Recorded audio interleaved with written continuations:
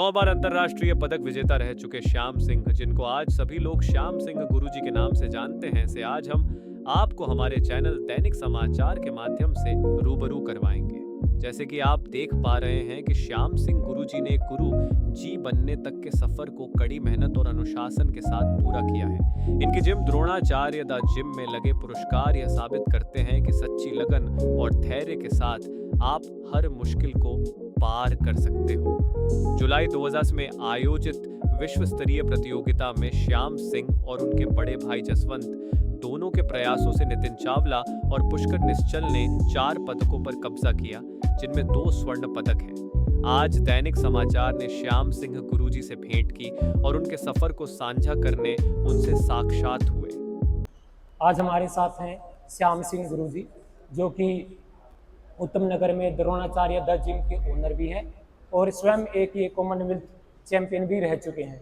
इन्होंने काफ़ी सारे स्पोर्ट्समैन हैं जिनका वर्कआउट करवाया है, उनको एक गोल्ड मेडल, स्वर्ण पदक या फिर अन्य पदकों में भी दिलवाने में सहायता की है। तो आज हम आपको उनसे रूबरू करवाते हैं। श्याम सिंह गुरुजी, अपने बारे में कुछ बताइए प्लीज़। मैं जैसा कि आपने अभी बताया है, मैं खुद 9 बार इंटरनेशनल चैंपियन भी रहा हूँ। नेशनल में भी गोल्ड मेडल मेरा रहा है।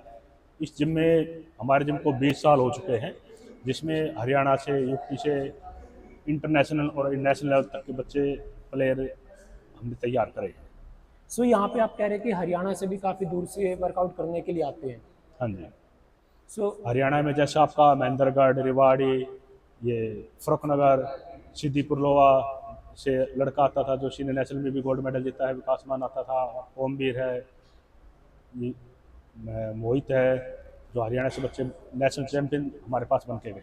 महेंद्रगढ़ से भी, रेवाड़ी से भी, हाँ हर जगह से इनके पास वर्कआउट के लिए आते हैं। और इनका कहना है कि जितने भी खिलाड़ी हैं जो यहाँ पे वर्कआउट कर चुके हैं, वो हर क्षेत्र में अपने लिए कोई ना कोई मेडल लेके जरूर आए हुए हैं।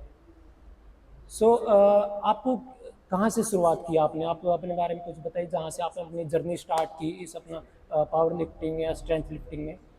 मेरे पावर लिफ्टिंग मैंने 2000 में स्टार्ट करी थी। 1999 से मैंने एक्सरसाइज स्टार्ट करी थी, जिसके बाद 2000 में मेरे मेडल आना स्टार्ट हो गया था।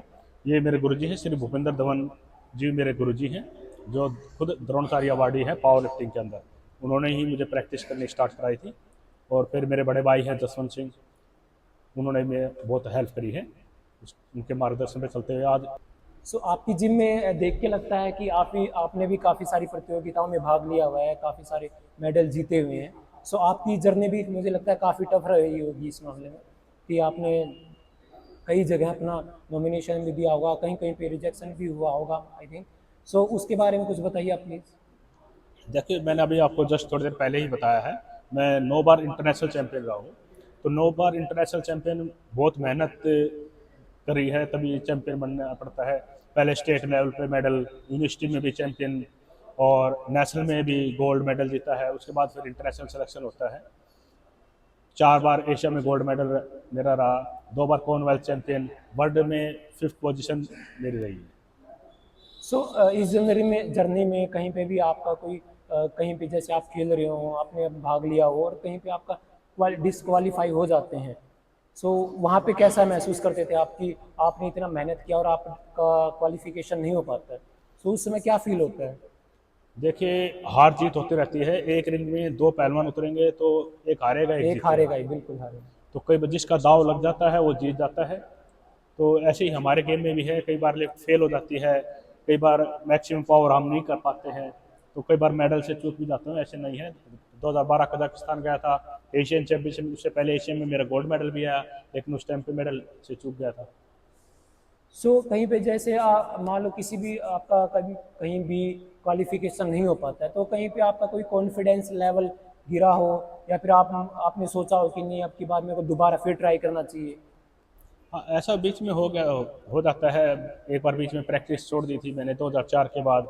उसके बाद दोबारा से फिर से मैदान में आया, चैंपियन भी बना। सबने मना कर दिया था कि अब बहुत बच्चे आगे निकल गए हैं। मेरे वेट कैटेगरी में जिनको मैं एक्सरसाइज कराता था वो ही बहुत अच्छा टोटल करने लगे थे। फिर भी मैं आया और चैंपियन बना।